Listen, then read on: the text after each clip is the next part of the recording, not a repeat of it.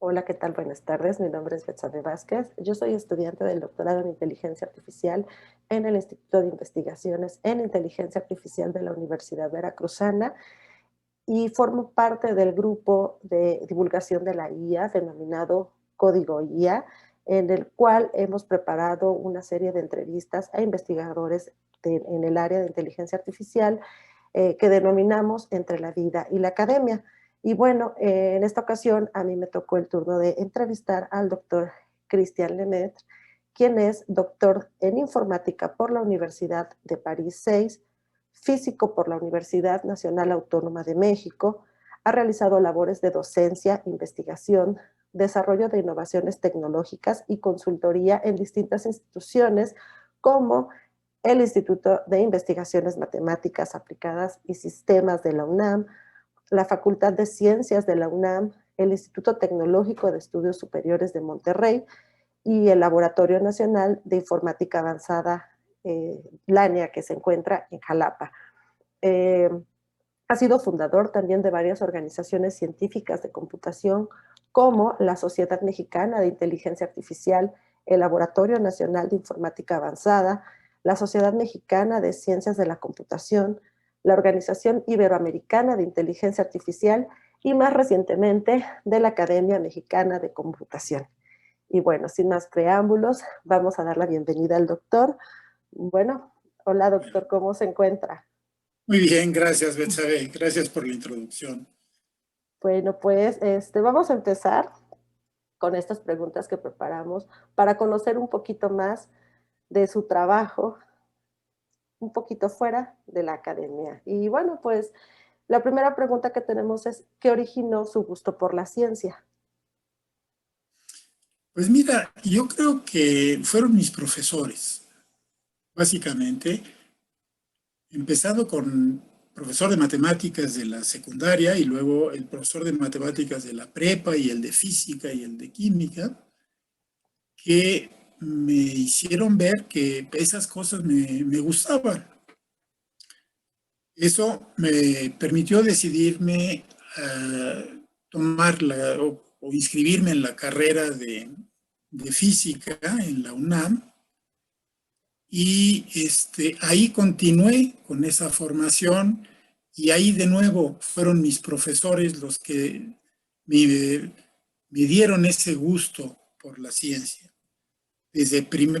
Era un lujo entrar en la Facultad de Ciencias en esa época, porque era una facultad relativamente pequeña, pero la mayoría, la inmensa mayoría de los profesores de primer año de licenciatura eran doctores en Ok, física. wow. Era un lujo. O sea, Claro, el UNAM era uno de los pocos lugares donde se daba eso a nivel de licenciatura. Entonces, tenía yo unos profesores maravillosos, no forzosamente el tener el doctorado te hace buen maestro, pero aquí coincidió en que tuve unos maestros maravillosos, ¿no? Muy reconocidos por toda la comunidad, por ejemplo, de la Facultad de Ciencias. Uno de ellos es el doctor Rafael, no, Alberto Barajas, que era fundador de muchas cosas y de las ciencias de la física, de matemáticas, una eminencia y un maravilloso profesor. Otro gran profesor también de primer año fue inolvidable para toda nuestra generación, fue don Juan de Oyarzábal, que era un republicano español que emigró después de la Guerra Española. Él era capitán de fragata, a los 25 años ya era capitán de fragata y tuvo que llevar la flota o parte de la flota donde él estaba, se fue a Túnez y ahí pasó unas peripecias tremendas. Llegó a México sin un solo papel por las avatares de la guerra y tuvo que hacer la primaria, la secundaria, la preparatoria y la carrera, siendo ya muy adulto, ¿no? Entonces, era un personaje maravilloso y además un maravilloso profesor. Muy simpático, muy ameno, nos daba el primer curso de introducción a la física moderna, un tema maravilloso y muy bien dado. Entonces, esos maestros pues te dan ganas de seguir, ¿no? Y te da gusto, digamos, eh, la actividad científica.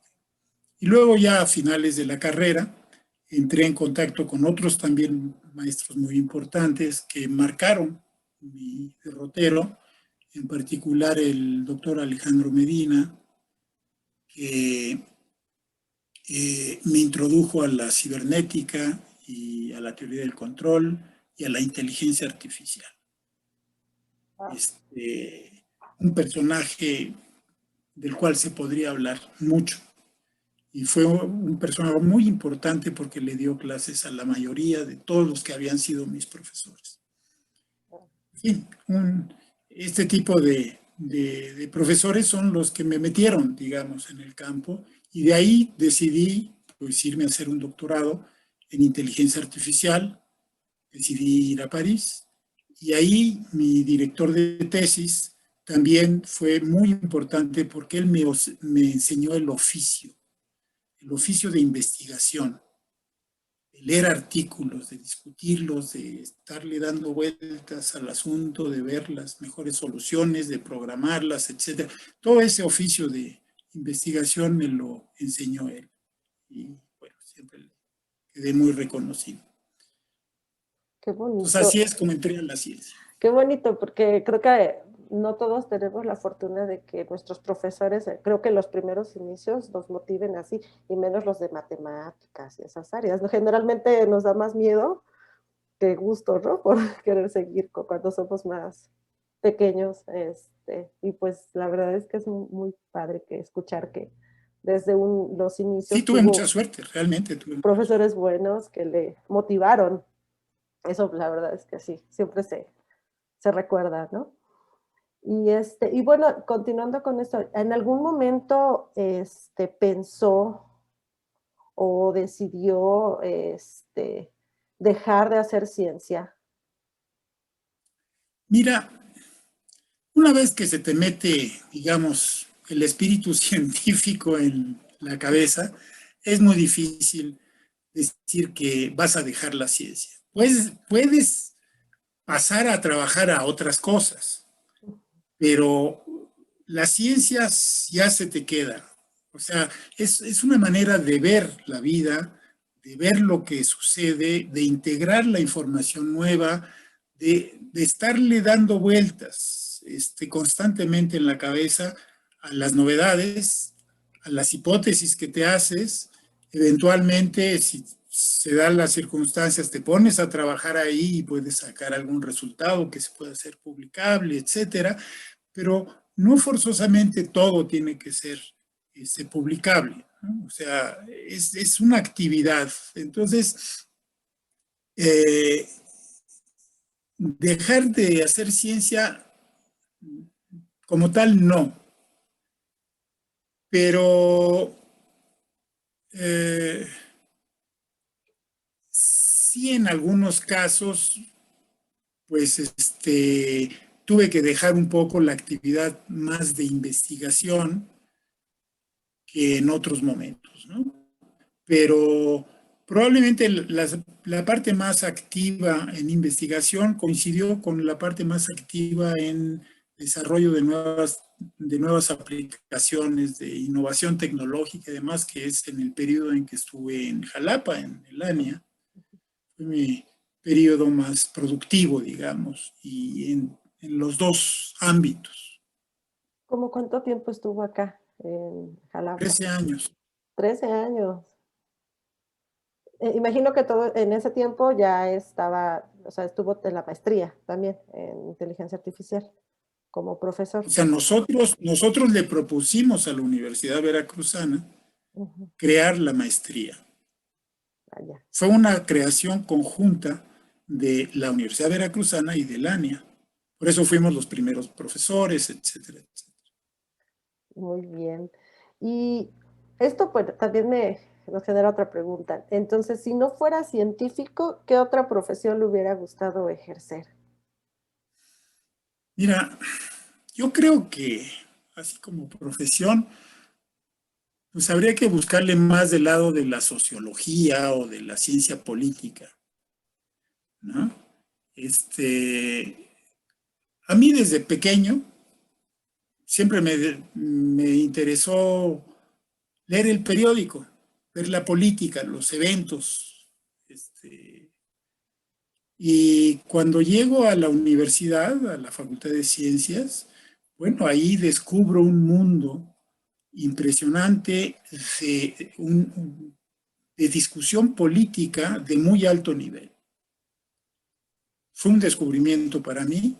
En esa época, eran los años 60, eran periodos, digamos, de mucha discusión política por todos lados. Acababa de ser la Revolución Cubana, estaba la guerra de Vietnam empezando cuando entré a la carrera y luego fue cada vez peor. En fin, muchos eventos. Y en la universidad, era la época en donde las universidades y la UNAM en particular tenía ese mundo de política estudiantil basado en asociaciones estudiantiles, la Federación de Alumnos, ya no me acuerdo cómo se llamaba, eran sociedades de alumnos por facultad. Y estaban la mayoría, la inmensa mayoría de esas asociaciones estaban en manos de la derecha y extrema derecha, estaban del PRI y del Muro. Ujú.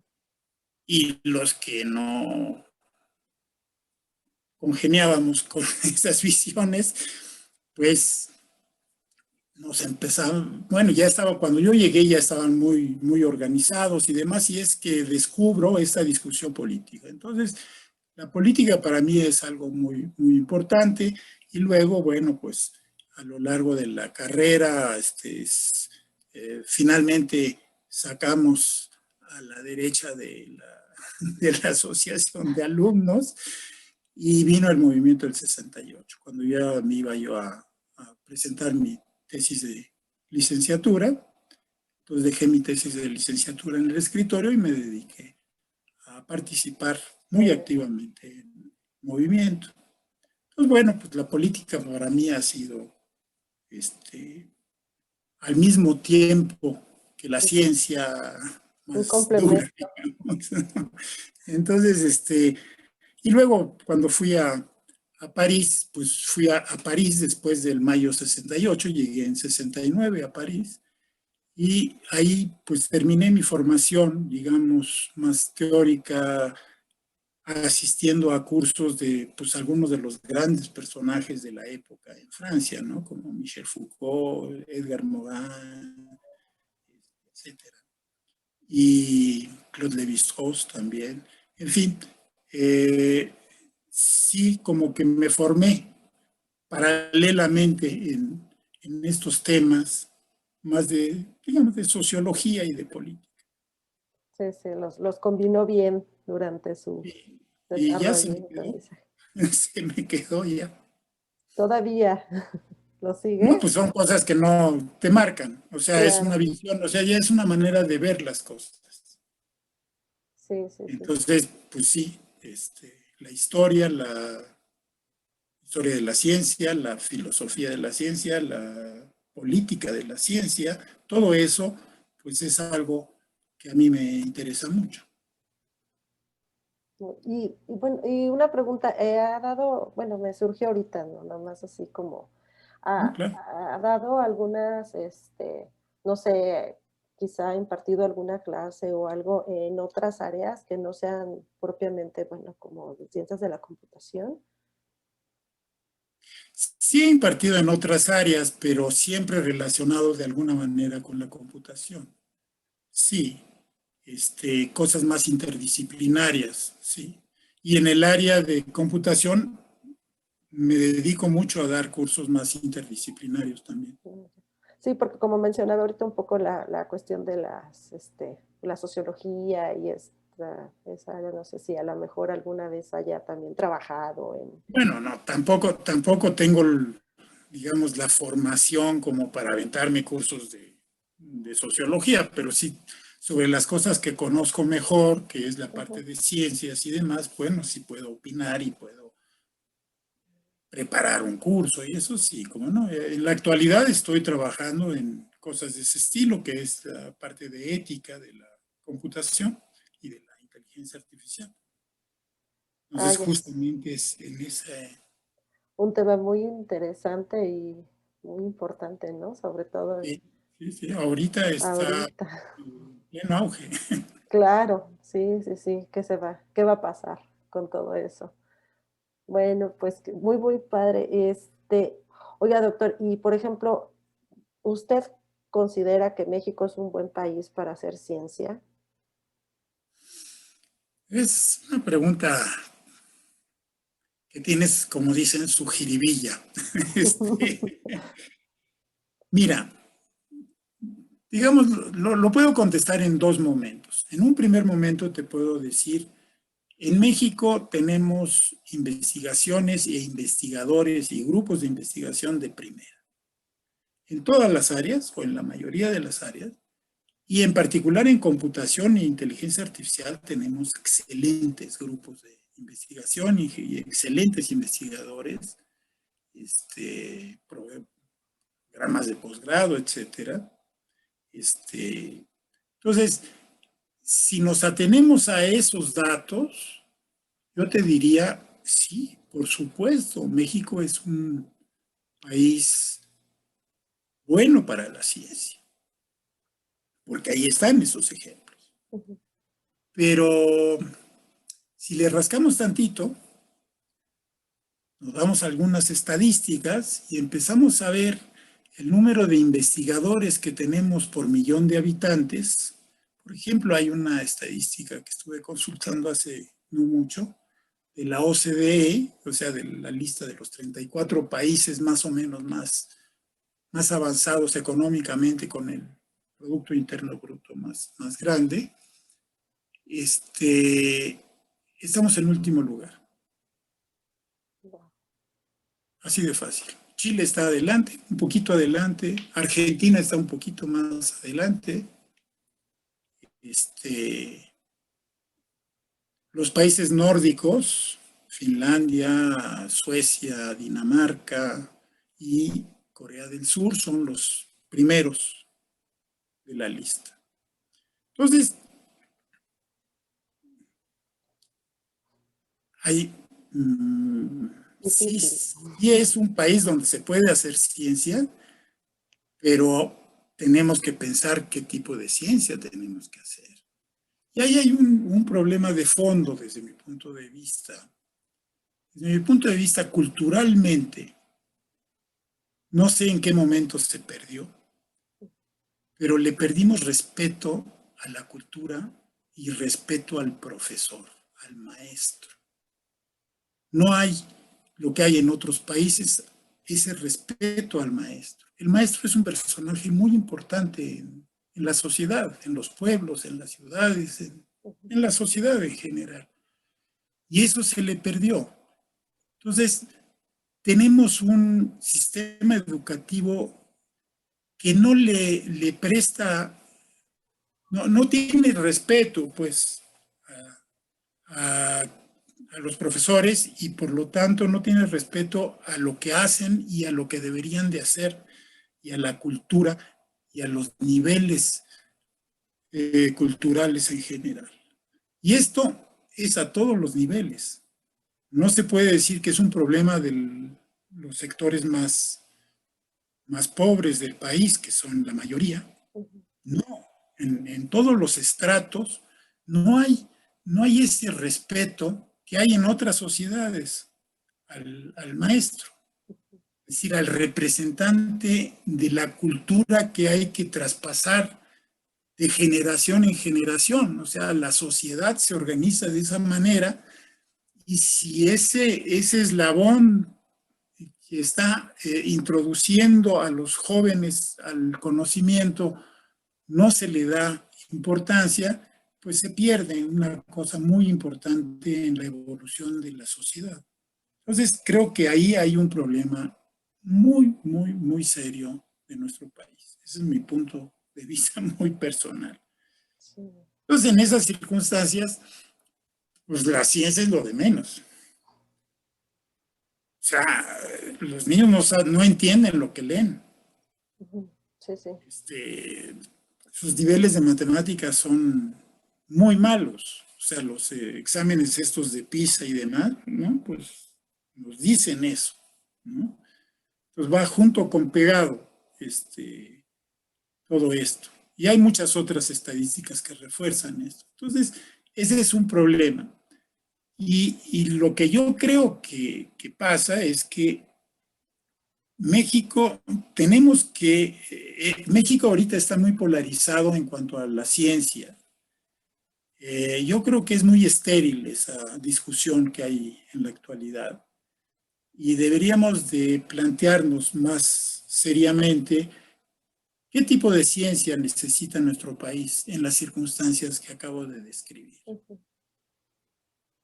Vamos a seguir haciendo papers para que se publiquen quién sabe dónde y que si sirven de algo le sirvan a las empresas como las grandes empresas tecnológicas. ¿Es eso lo que necesitamos? ¿Eso nos va a sacar del bache? O bien tenemos que sentarnos y discutir y pensar más seriamente. ¿Cómo le hacemos? Empezando por regresarle el respeto al profesor, al maestro. Ahí lo dejaría yo. De empezar desde los chiquitos, ¿no? Empezando desde los más chiquitos, por supuesto, eso es fundamental. Y el maestro, sintiéndose respetado, va a tener otra actitud. Ahora, claro, también hay que pagarle. Entonces, eso es parte del respeto a la cultura. O sea, ¿cómo puedes tener respeto a la cultura si no le estás pagando lo que debe para tener una vida decorosa, poder hacer todo lo que tiene que hacer socialmente el maestro? Sí, Entonces, a toda mí la me parece que es responsabilidad un que punto muy importante, sí. sí. Muy bien, doctor. Pues bueno, vamos a continuar. Fue muy interesante todo lo que me está comentando. Yo estoy así toda entretenida. Y ahora la pregunta va un poco más enfocada a ¿qué hace el doctor Cristian en un día normal? Bueno, sobrevivir en esta pandemia, pero bueno, mira, Antes de la digamos, pandemia, quizá. nos situamos en este periodo de pandemia. Hay ciertas cosas que siempre hago. La rutina diaria, pues sí sigue siendo, ¿no? O sea, me levanto y lo primero que hago son 20 minutos de gimnasia para mantener contenta a mi espalda, porque si no protesta horriblemente. Entonces, eso lo hago y luego ya desayuno, etcétera. Veo los titulares de los periódicos. No los leo en ese momento, pero sí dejo visto algunas cosas que me interesa para más adelante, para la noche. Luego, bueno, pues me arreglo y tal y resuelvo los asuntos que haya que resolver, caseros o bien de correo electrónico, en fin, las cosas más urgentes. Y luego ya me dedico a trabajar. En pandemia, en pandemia, doy clases y doy clases básicamente de licenciatura y alguna de maestría. Y las de licenciatura son más bien de niveles bajos porque me parece importante que digamos, los más seniors demos clase a los más jóvenes. Eso me parece muy importante. A mí, yo se lo agradezco a mis profesores y pues trato de hacer lo correspondiente con mis alumnos. Entonces, no sé si, no quiero compararme con mis buenos profesores, pero bueno, hago lo mejor que puedo. Y y entonces en pandemia, pues hay que preparar clase. Y hay que preparar clase de una manera diferente. Yo no doy clases por Zoom, eso me parece que no es la forma en que hay que dar las clases, por lo menos a ese nivel. Primero porque no todos los alumnos tienen las condiciones para seguir cursos en Zoom.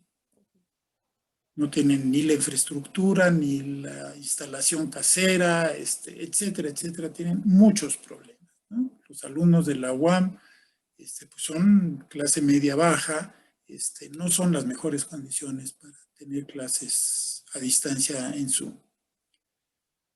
Entonces lo que hago es grabar, hago pequeños videos con el material y yo hablándolos, explicando, etcétera, y los voy subiendo y luego pues les planteo tareas. La preparación ya me toma mucho tiempo. Y luego las tareas me toman más tiempo, porque son muchos alumnos, y son tareas que pues voy ideando de tal manera que no les sea muy fácil estar copiando. O sea, que sea muy evidente que les estoy pidiendo sus opiniones, sus maneras de explicar las cosas, etcétera. O sea, no es el típico, resuelve esta ecuación. No, no, no. El asunto es más complicado. Entonces, la corrección de eso es más lenta. Entonces, eso me toma mucho tiempo.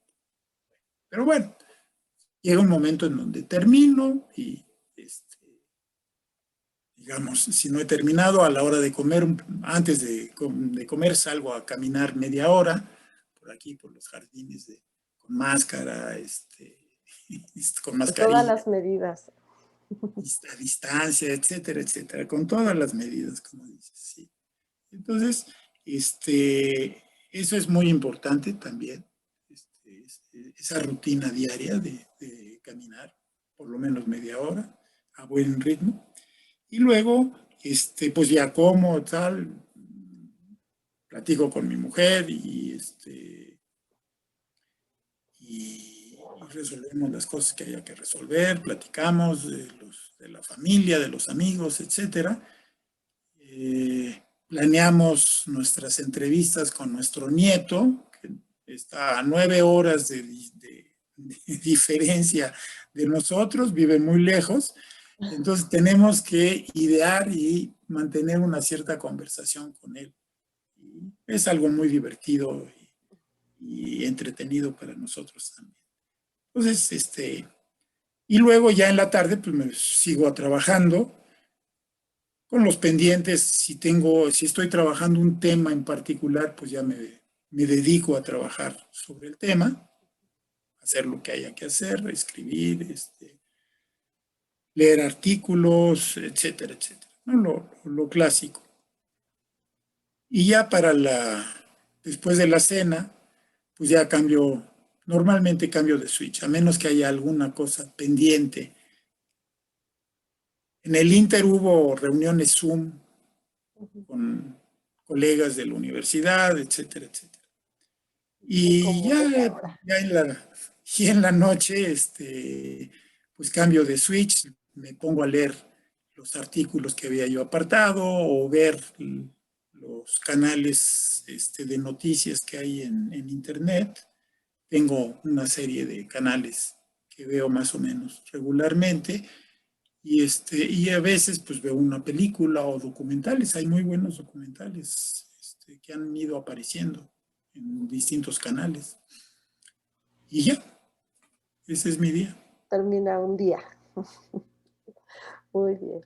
Oiga, doctor, y hablando de pues todo lo que comenta relacionado con que usted tuvo la fortuna de tener muy buenos maestros y ahora a usted le toca ser maestro y pues también de alguna manera quiere pues reflejar en los alumnos eso, ¿no? Y yo estoy segura que sí ha sido un buen maestro porque bueno, los doctores de la maestría en inteligencia artificial, del doctorado, que fueron sus estudiantes, pues todos lo recuerdan con mucho cariño y siempre pues tienen muy buenas referencias de usted como maestro. Entonces, creo que creo que bueno, eso es algo muy bonito para nosotros también saber, ¿no? Que conocer quiénes son los que los formaron a ellos y ahora nos están formando a nosotros.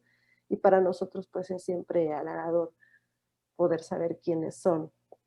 Y en todo esto pues también surge la pregunta de, ¿qué le recomendaría el doctor Cristian a su yo estudiante licenciatura? Es complicado, pero digamos que yo lo que le diría es que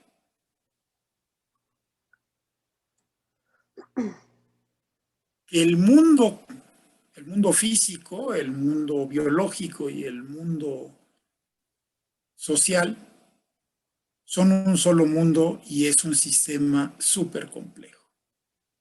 En teoría de complejidad, ¿no? O sea, realmente es algo muy complejo y están cosas muy relacionadas entre sí y que probablemente en la época en que yo era estudiante, el, las visiones, como estaban más polarizadas en general, este, se tendía a ver las cosas más tipo blanco-negro y no todos los matices de esa complejidad en la que vivimos.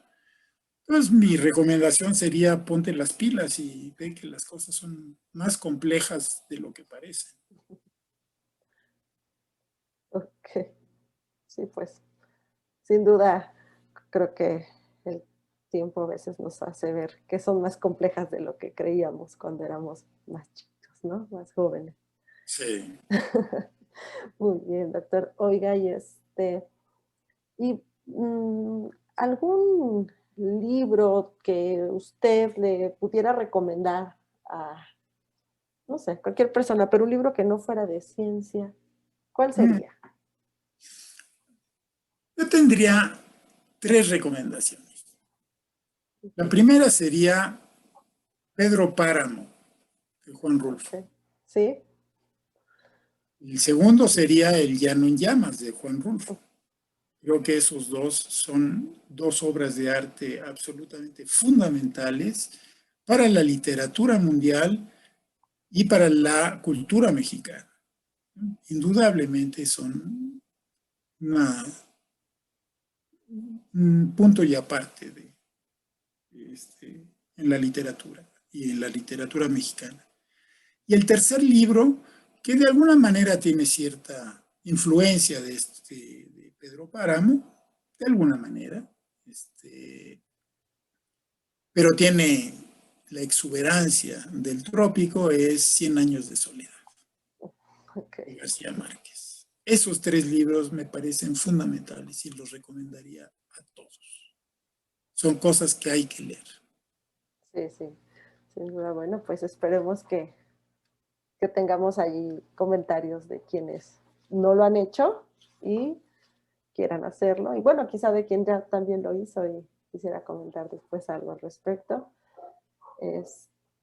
Pues bueno, y ahora tenemos otra pregunta relacionada con, si pudiera preguntarle a algo, a alguien que usted admira, ¿qué le preguntaría? Y bueno, ¿quién sería esa persona? Sí, pues mira, la admiración a una persona es una cosa muy seria, creo yo. Este, no es una cosa anodina, no. Y desde mi punto de vista, tienen que pasar dos cosas para que pueda haber, digamos, este, esa admiración. Uno es que haya una cierta empatía entre el personaje y yo. La otra es que este personaje haya hecho prueba de una gran resiliencia, es decir, que haya pasado por momentos muy difíciles de su vida y haya salido adelante. Y haya salido adelante positivamente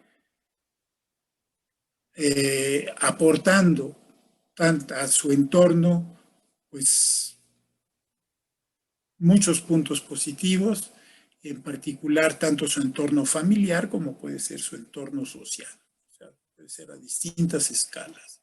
Entonces, ese tipo de resiliencia es sumamente importante, y esas dos cosas juntas es lo que de alguna manera a mí me causa que pueda tener este sentimiento y esta emoción de admiración, básicamente. Muy bien. Por ejemplo, el profesor del que te hablaba Ujú. al principio, el marino, el capitán de fragata, el don Juan de Oyarzábal, pasó unas cosas espantosas. Y luego llegó y sin ningún papel y rehizo su vida. Fue un maravilloso profesor, murió ya hace bastante. Un aula magna de la Facultad de Ciencias lleva su nombre, creo que la biblioteca del Instituto de Física lleva su nombre. O sea, un personaje con un reconocimiento, en particular por esas dos cosas, por su personalidad y su empatía con la gente y su resiliencia. Ese es un poco Bueno, y aquí un es, ejemplo paradigmático, claro. digamos. No, yo sí digo importante porque no solamente tuvo, bueno, esa, tuvo la oportunidad de conocer a esta persona y de poder saber, ¿no? Cómo fue todo lo que tuvo que pasar, que a veces pues es como, no sé, la pregunta era así como, bueno, si yo pudiera, ¿no? Así conocer a tal Y, persona, le preguntaría tal cosa, pero bueno, usted tuvo la oportunidad de conocer a alguien a quien, pues quizás, no sé, tuvo esa interacción y pudo conocer más de cerca qué es lo que había no, lo vivido. conocí bien. Es más, fui su ayudante en mecánica de tercer año. Yo Ujú. fui el ayudante de su curso. Entonces, nos llevábamos muy bien. Y aprendió mucho, imagino. Muchísimo. Sí, Dar clase es lo que más te enseña, ¿eh? sí, sí, sí, me imagino. Muy bien, bueno, ahora vamos a otra pregunta. Esta ya es un poquito así más personal y está asociada con ¿cuál es su gusto culposo en comida, bebida o música? Eso que de repente a lo mejor dice, me gusta escuchar tal tipo de música, pero que no escuchen mis vecinos, que me gusta ese tipo de música, o no sé. No, yo no tengo nada culposo. No. Ni en la cocina, digo, ni en la comida, ni en la bebida, ni en la música. No, no. Yo creo que son placeres maravillosos de la vida, los tres. Sí. Entonces, claro que en el caso de la comida, por ejemplo, pues me gusta todo lo bueno.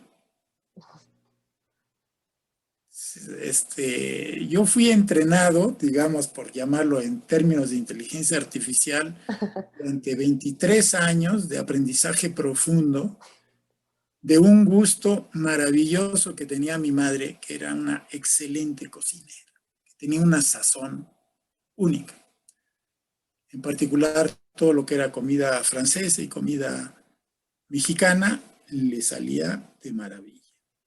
Entonces eso te vas entrenando a saber lo que es una comida bien hecha, Ujú. ¿sí? Y eso te abre la puerta para cualquier otro tipo de comida, ¿no? Entonces sí, me gusta mucho la comida, y no forzosamente tiene que ser muy sofisticada, ¿no?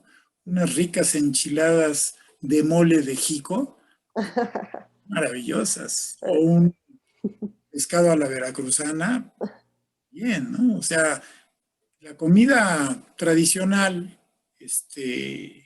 mexicana, por ejemplo, de Veracruz o de Yucatán, son cosas que me encantan. La comida francesa también, tradicional, me gusta muchísimo. La comida española también, yo tengo una de mis abuelas era española, asturiana, entonces tengo ahí una componente también Sí, bueno, tiene español, bastante de dónde.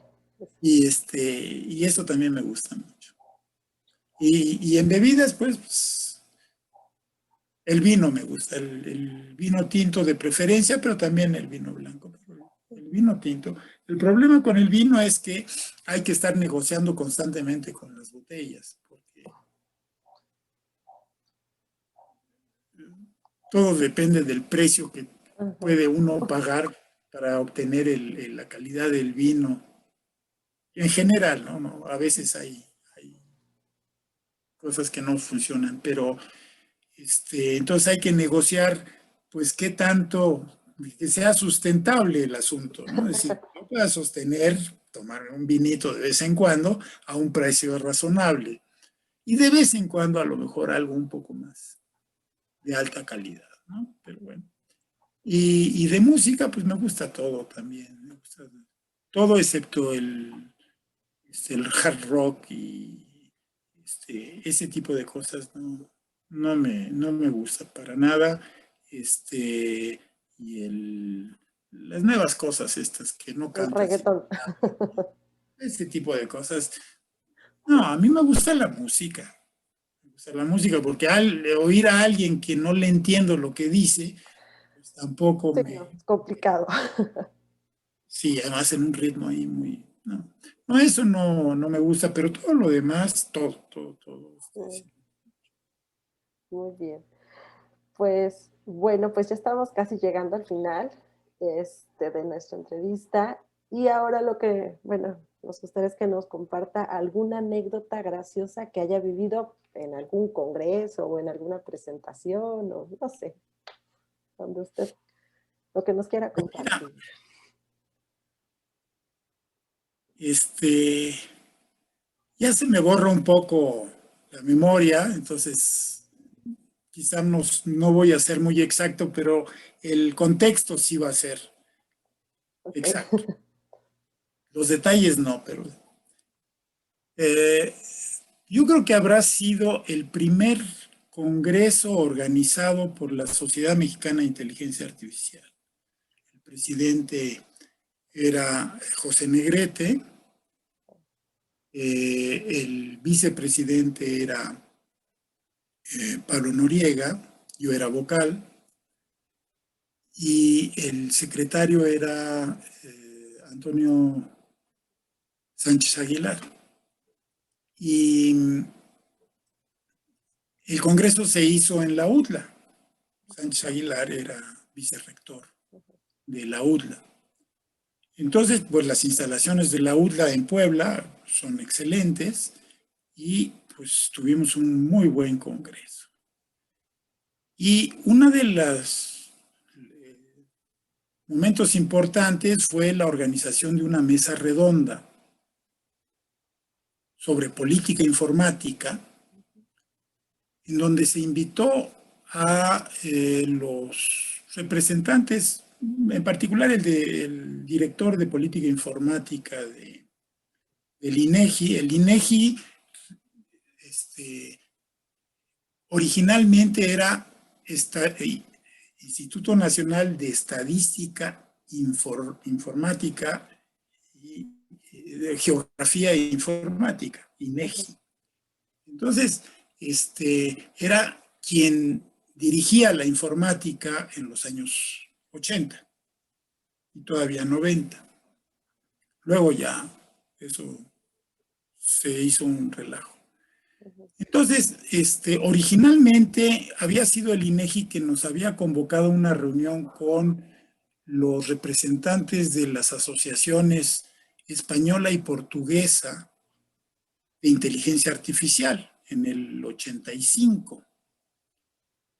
Fue la dirección de política informática. Y a raíz de esa reunión decidimos que había que hacer nosotros también nuestra propia asociación y entonces se creó la SMIA y se creó el Iberamia, etcétera, etcétera. Entonces era una cosa importante, digamos. Entonces vinieron estos personajes, pues funcionarios, altos funcionarios del gobierno mexicano con traje oscuro, corbata, en fin, todo muy ceremonioso, muy, ya se imaginarán. Ujú. Sí, sí. Entonces, y nosotros, pues, académicos, normales, etcétera. Aunque sí, digamos, había algunos de nosotros, yo no, pero pues, había otros que sí iban de traje, etcétera, Ujú. ¿no? Para la ocasión y tal. Entonces, en la mesa redonda, pues, estaba ahí, todo muy bien, se desarrolló muy bien y se alargaba y se alargaba. Y el presidente del Congreso, el chair del Congreso, Ujú. era un profesor de la UTLA norteamericano, Warren Graves. Y entonces él decidió de que ya se habían colgado mucho estos señores, prendió las luces, puso música y se acabó la mesa redonda. Y todos nos quedamos, Warren, ¿qué estás haciendo? Les apagó todo como en las Entonces, yo fiestas. no recuerdo mucho las caras de los personajes, pero sí se Ah, han de haber sorprendido y bueno, pues ya son personas que tienen ciertas tablas y saben resolver esas situaciones, ¿no? Pero fue genial porque fue una especie de choque cultural, porque Warren era el presidente del Congreso y ajá. él en su lógica profesional de computólogo y además de responsabilidad, de ser el responsable del buen funcionamiento Ajá. del Congreso, aplicó su algoritmo y ¡pum! Y aparte, no les dijo, les quedan 5 minutos No, o no, no, no, no, aprendió la lógica. Entonces, claro que fue la comidilla de toda la del Congreso, ¿no? Fue algo, pero sí fue muy gracioso como ese choque cultural, ¿no? claro. Anglosajón con diplomática, de que no, bueno, pues a ver, 5 minutitos más. No, no, no, no, aquí fue tajante. Sí, pues ya se acabó y ya, nos vamos todos. Le digo que le hizo un poco como en las fiestas, ¿no? Cuando de repente prenden todas las luces y cambian, bajan la música y ya, se van Así todo el es. mundo. Eso es lo que hizo. Así Terminó con su fiesta. es. No, hombre, pues me imagino, porque aparte debe haber habido varios un poco incómodos porque no sabían ya qué más Pues hacer, sí, ¿no? cada quien, sobre todo pues nosotros de la mesa directiva, pues sí estábamos al principio incómodos, pero ya al ratito ya empezamos a reírnos, ¿no? Decir, ay, Warrencito, sí que lo tomaste muy a pecho. Sí, sí, claro. Ya era así como cuando, no sé, yo creo que cuando alguien ya después se tardaba mucho en alguna presentación, le decían, háblenle para que venga a apagar Y la pues luz. no, pues él iba según los cánones de los congresos, tal hora ya se acabó, ya, Claro, siguiente, ¿no? vámonos todos. Bueno, no, no, pues sí me imagino que ha de haber sido, digo, una buena anécdota para después, esas que en el momento pues son un poco incómodas para algunos, pero que después sirven para recordarla con el tiempo y que Claro, sí, pues sí, sí. dar buenos momentos. Bueno, doctor. Bueno, pues ya vamos a la última parte. Solamente esta es mi rapidita. Yo le voy a decir una palabra y le voy a pedir que me responda con una palabra. Lo primero que se le venga a la mente. Entonces, bueno, vamos a empezar con es mía. Es mía, pues sociedad de amigos. Ese era el, el dicho que iba con el título de las mías. Ok. Eso fue una sugerencia de José Negrete que todos adoptamos con mucho gusto. El doctor José Negrete todavía tuve la fortuna de conocerlo Qué bueno.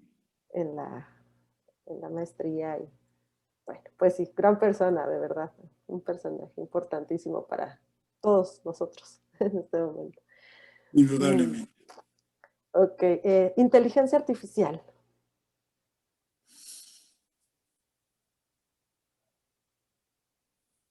Pues fascinación, fascinación. Es algo que me fascina, me ha interesado. Y como todo lo fascinante tiene también sus bemoles, pero por eso fascinación es, tiene La todo palabra. esto al mismo tiempo. Ok. UNAM, Mi casa, Lania, grandes recuerdos. Hicimos muchas cosas cuando yo estuve ahí. ok. Jalapa, Veracruz. Ah, me encanta. Grandes recuerdos. También. La mía, La mía, mucho cariño también. pandemia. Pandemia. Pues es como un, un punto de, de no retorno, pues. Algo va a cambiar después de esta pandemia. Sin duda. Y por último, Iberamía. Iberamia, Mm, grandes colegas y grandes amigos este, hispanohablantes. ok. Bueno, doctor, pues creo que con esto damos por terminada la entrevista. Muchas gracias, Betsabe. Muchas gracias a usted, de parte de todos mis compañeros de este grupo de divulgación de la IA, que nos hemos denominado Código IA. Pues le agradecemos mucho su tiempo para participar con nosotros en estas dinámicas que estamos realizando, pues con la intención solamente de comunicar y de acercarle al público sobre qué es la inteligencia artificial y acercar también a las personas que se dedican a hacer inteligencia artificial para que las conozcan, que pues al final son gente que están aquí en México y que estamos aprendiendo aquí. Pues la verdad que para nosotros es muy, muy bonito que ustedes nos den este tiempo porque podemos difundir y tenemos su respaldo también para poder hacerlo y sentirnos gustosos y orgullosos del trabajo que estamos realizando. Claro, y yo quisiera agregar, antes de que cierres, Lo que guste. quisiera agregar que una felicitación al trabajo que están ustedes haciendo en Código IA. Me parece una labor muy importante. Es la primera vez que veo una cosa tan bien organizada por parte de los alumnos y también de los profesores.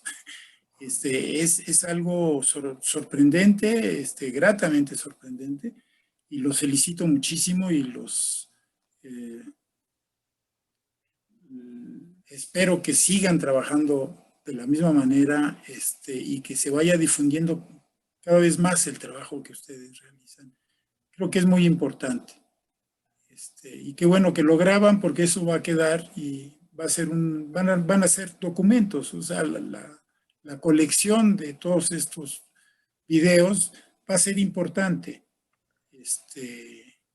para la comunidad de inteligencia artificial del país, Sí, indudablemente. sí, sí, claro. Y bueno, Felicidades. muchas gracias, doctor. La verdad es que como le comentaba yo antes de que empezáramos la entrevista, nosotros pues hemos aprendido mucho de esto, pues lo hemos hecho como hemos creído que ha sido lo mejor, pues nos hemos equivocado quizá porque no tenemos pues experiencia en este tipo de actividades ni de dinámicas, pero pues creemos que el objetivo se ha estado cumpliendo, que es pues acercar a la inteligencia artificial a las otras áreas o a otras personas que no tienen acceso y que creemos que es importante, sobre todo ahora que está tan de moda y que la gente lo escucha, pero realmente no sabe de qué se trata. Entonces, pues queremos acercarlo para que ellos también tengan una idea de qué es lo que se hace realmente, que lo que sí es inteligencia artificial, lo que no es, y pues con el respaldo de ustedes, sus entrevistas, con su apoyo, nosotros creemos que eso pues va a ayudar muchísimo más para que la gente lo escuche y lo sepa. Sí, sin duda alguna. Entonces, pues Felicidades. muchas gracias, doctor. Y Bien. bueno, pues hasta aquí damos finalizada la entrevista. Voy a